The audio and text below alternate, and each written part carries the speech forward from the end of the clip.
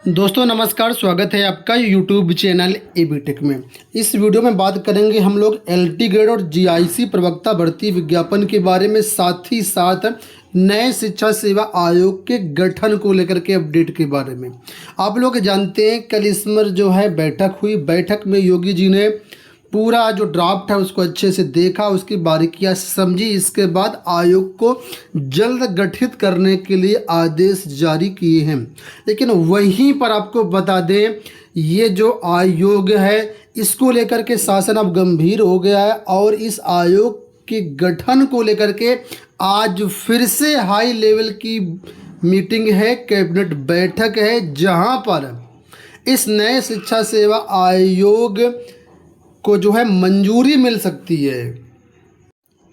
आज के समाचार पत्रों में सारी चीज़ें स्पष्ट रूप से मैंने आप लोगों को बताई थी। वहीं पर यहाँ पर देखिए पूरी अपडेट दी गई है कि आज कैबिनेट की मंजूरी संभव, यानी आज जो है सीएम योगी की अध्यक्षता में शाम 4 बजे कैबिनेट की बैठक होगी। इसमें उत्तर प्रदेश शिक्षा सेवा चयन आयोग के गठन को मंजूरी मिल सकती है। कैबिनेट में करीब 12-13 प्रस्ताव हैं, उससे ज़्यादा प्रस्ताव यहाँ पर हैं। उसमें से एक प्रस्ताव ये भी है कि यहाँ पर कैबिनेट से मंजूरी मिल जाएगी। आप लोगों को मालूम होगा दोस्तों कि वर्तमान में एलटी ग्रेड जीआईसी प्रवक्ता की जो भी भर्तियाँ होती हैं वो लोक सेवा आयोग के माध्यम से होती हैं, और लोक सेवा आयोग को एलटी ग्रेड के 5418 पद और प्रवक्ता के करीब 400 से 500 पदों का अध्याचन मिल चुका है। लेकिन उसके बाद अब यहाँ पे जानकारी निकल के आ रही कि ये जो भर्तियाँ हैं, क्योंकि नई भर्ती विज्ञापन तो अभी जारी नहीं हुआ है, तो कहीं ना कहीं नए आयोग के माध्यम से कराई जाएंगी।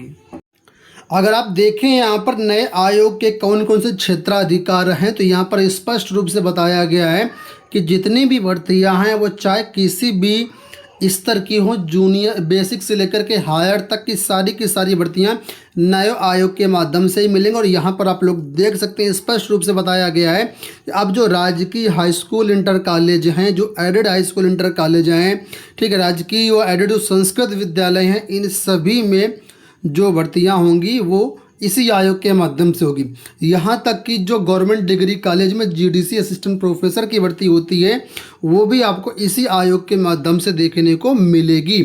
तो अब यहाँ पर एक बड़ा प्रश्न उठता है कि जो एलटी ग्रेड जीआईसी प्रवक्ता की भर्ती है ये अब किस आयोग से आएगी? लोक सेवा आयोग के माध्यम से आएगी या फिर इस शिक्षा सेवा आयोग के माध्यम से आएगी? तो देखिए जो ड्राफ्ट है, जो सारी चीज़ें हो रही हैं उसके अनुसार ये जो भर्ती है अब शिक्षा सेवा आयोग ही करवाएगा, ऐसी पूरी उम्मीद है। लेकिन ये एक बड़ा प्रश्न है कि आखिर ये आयोग अस्तित्व में कब आएगा। तो देखिए जैसा कि मैंने अभी आपको बताया कि आज यहाँ पर कैबिनेट की मीटिंग है। आज इसके गठन पर प्रस्ताव पर अगर कैबिनेट के मुहर लग गई तो मान लीजिए फिर इस आयोग को बनने में ज़्यादा समय नहीं लगेगा, अगर शासन चाहेगा तब। लेकिन शासन अगर इसमें अपनी उदासीनता दिखा दिया तो मामला फिर से ठंडे बस्ते में जा सकता है। वैसे आपको क्या लगता है, अपने विचार कमेंट बॉक्स में बताइएगा कि 2024 लोकसभा चुनाव है और 2023 चल रहा है, तो क्या शासन इसको खींच करके 2024 तक ले जाएगा या फिर इस आयोग को जल्द से जल्द गठित करके भर्ती प्रक्रियाओं में तेज़ी लाएगा? क्योंकि यहाँ पर ये बातें दी गई हैं कि भर्ती प्रक्रियाओं में जो है अब तेज़ी आएगी। और यहाँ पर यह भी बताया गया है कि जो उत्तर प्रदेश सरकार है वो इस समय मिशन मोड में है और ये जो भर्तियां होंगी फटाफट होंगी। एक सभी के लिए, आप सभी के लिए एक अपडेट यहाँ पर देखो निकल के आई है कि आयोग के गठन के साथ खुलेगा भर्तियों का पिटारा। प्रदेश में विभिन्न शैक्षिक संस्थानों में शिक्षकों के खाली पदों को भी भरा जाएगा, तेज़ी से भरा जाएगा, ठीक है। और यहाँ पर देखिए एक आंकड़ा दिया गया है कि अशासकीय सहायता प्राप्त माध्यमिक स्कूलों में 40,000 पद खाली हैं टीजीटी के। राजकीय हाई स्कूल व इंटर कॉलेजों में 4800 से अधिक पद रिक्त हैं।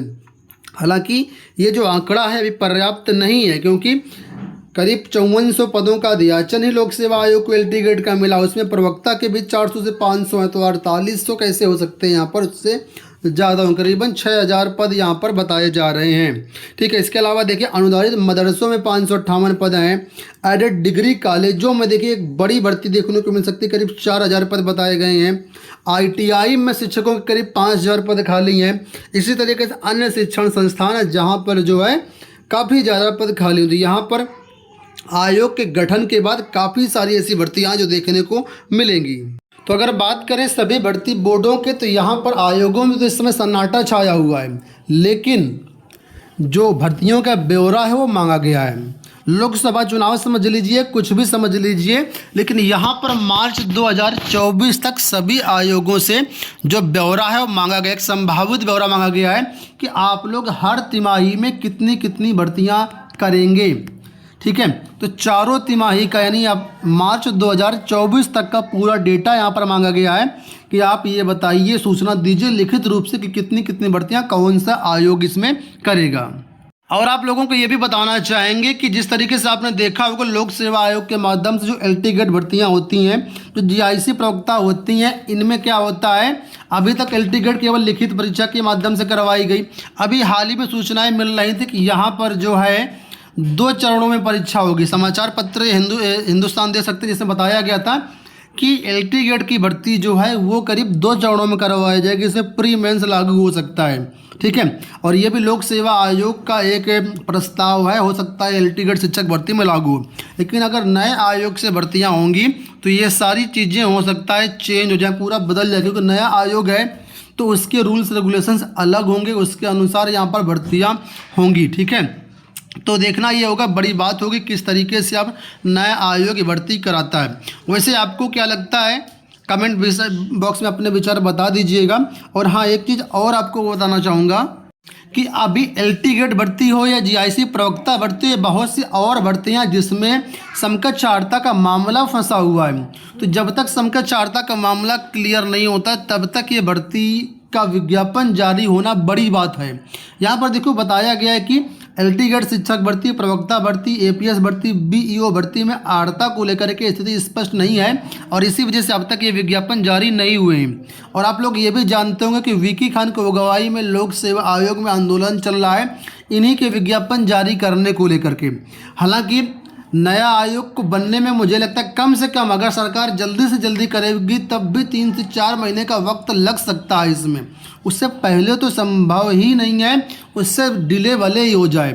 तो अभी मुझे लगता है कि सभी के हितों को देखते हुए लोक सेवा आयोग को इसका विज्ञापन जल्द से जल्द जारी करना चाहिए, ताकि जो अभ्यर्थी हैं वो कम से कम अपनी तैयारी करके यहाँ पर जॉब लें। और हाँ, जब ये आयोग बन जाए तब चीज़ें कुछ भी करो, ठीक है, तब किसी को कोई परेशानी नहीं होगी, क्योंकि नया आयोग अस्तित्व में आ जाएगा, गठन हो जाएगा। उसके बाद भर्ती का विज्ञापन कहीं से जारी हो, अभ्यर्थियों को नौकरी चाहिए और वो कहीं से भी आए उससे कोई दिक्कत नहीं है, बस भर्ती में पारदर्शिता होनी चाहिए। उत्तर प्रदेश के लाखों ऐसे उम्मीदवार हैं, अभ्यर्थी हैं जो शिक्षक भर्तियों की तैयारी कर रहे हैं। इन सभी के लिए ये एक बड़ा चेंजमेंट होने वाला है इस आयोग के गठन होने से।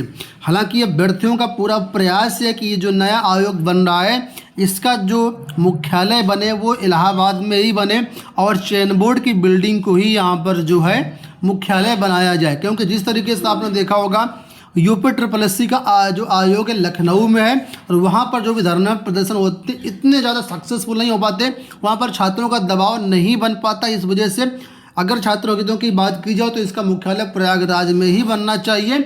और बहुत से ऐसे नेता मंत्री विधायक हैं जिनका भी साख इस समय खतरे में है और इनके भी पूरी तरफ से प्रयास है कि जो मुख्यालय बने इलाहाबाद में ही बने। और ज़्यादातर देखा होगा आपने शिक्षक भर्तियों के जो भी अभ्यर्थी तैयारी करते हैं तो इलाहाबाद में ही रह करके तैयारी करते हैं। तो अगर इलाहाबाद मुख्यालय बनेगा तब तो बहुत अच्छी बात होगी और सभी का प्रयास यही है कि इलाहाबाद को ही मुख्यालय बनाया जाए। तो फिलहाल अभी सब कुछ चीज़ें यही से चल रही हैं। जैसे कोई नई अपडेट मिलेगी या कुछ इसके बारे में लेटेस्ट अपडेट मिलेगा चैनल के माध्यम से हम आप लोगों को ज़रूर अपडेट करेंगे। आप लोगों से गुजारिश है कि चैनल को सब्सक्राइब जरूर कर लीजिएगा। उम्मीद करता हूँ वीडियो पसंद आया होगा। धन्यवाद।